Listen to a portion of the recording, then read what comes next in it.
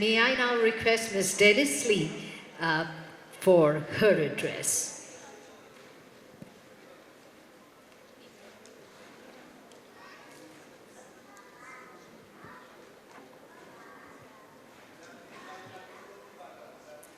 I would like to thank for God's divine power, Dr. Kanoria, Dr. Rahul, who brought me here today.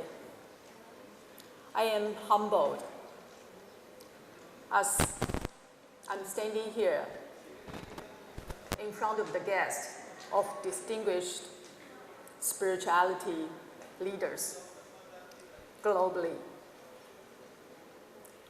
And I am even more humbled as I'm standing here on this land of India, the exceptional land of spirituality.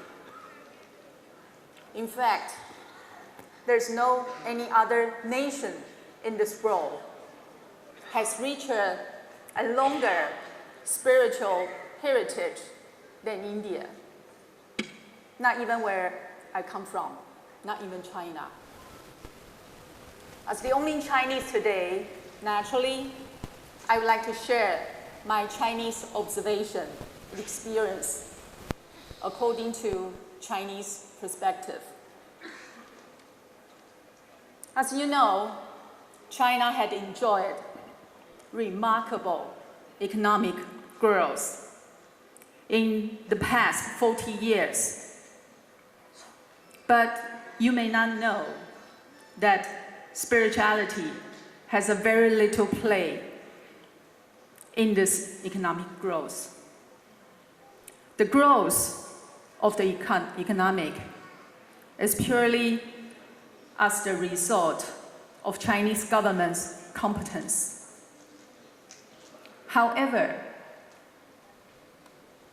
a fast-growing economic nation is not sustainable without spirituality.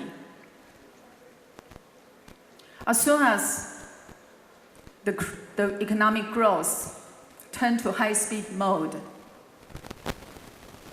the social fabric is starting to fall apart. People were cheating each other. The Chinese government and the business corruptions were rampant. The society was very much lacking trust.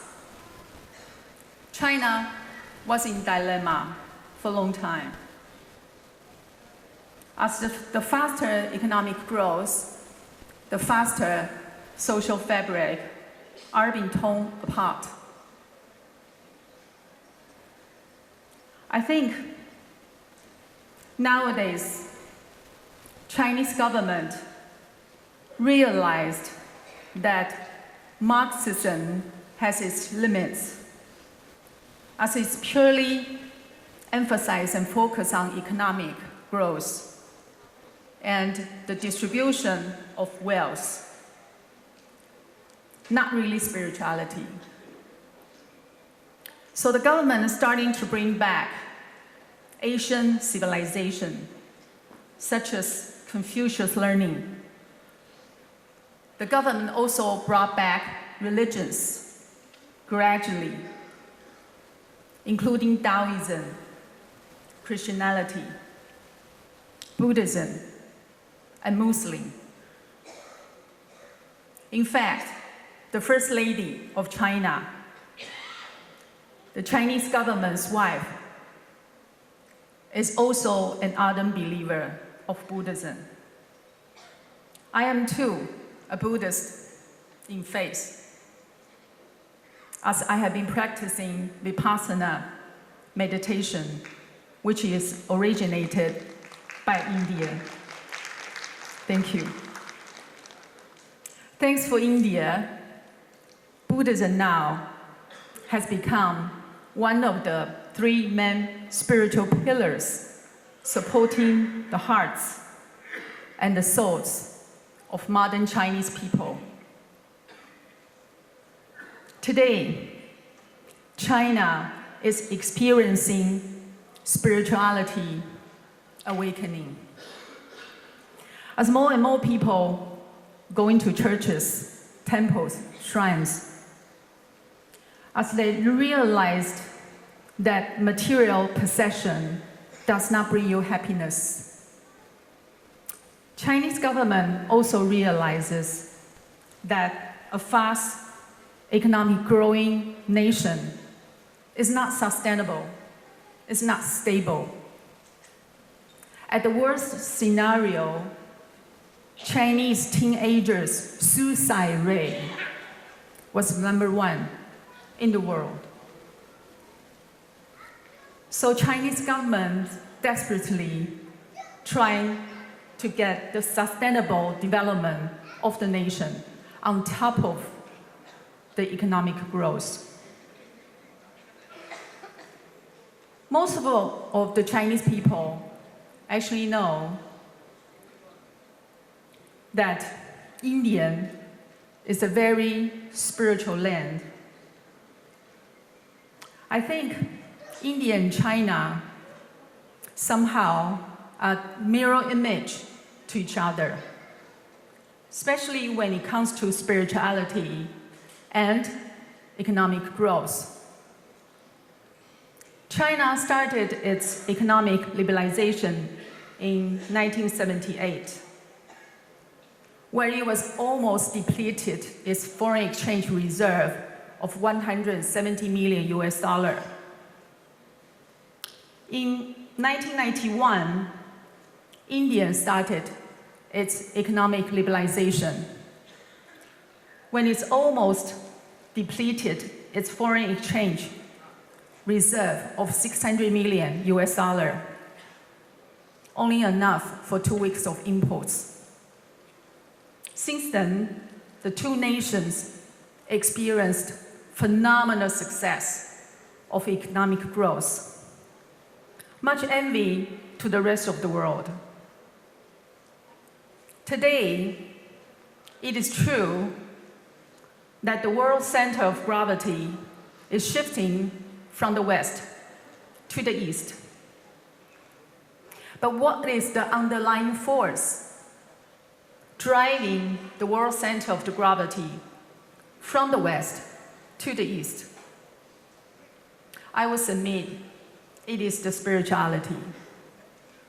As if the spirituality is driven the world center of the gravity from the poor spirituality west to the rich spirituality east.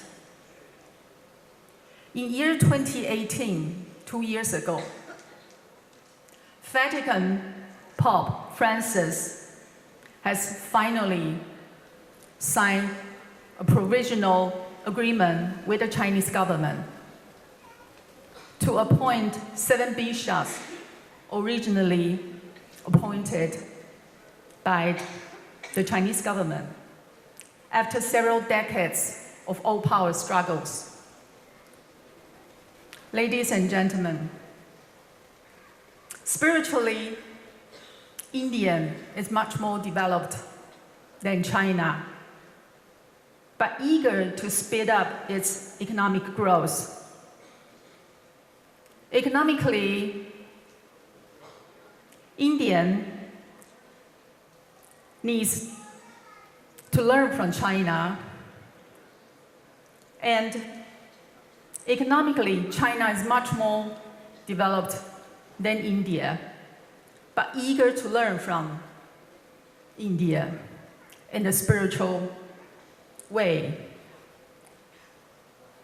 The two great nations will be the world's largest economies in 2050, as were back before 19th centuries. The two twin brothers, the two giants of Asia, should learn from each other, work closely with each other, so we both can promote a growing model that is spiritually and economically balanced to ensure the world's prosperity and peace. Thank you very much.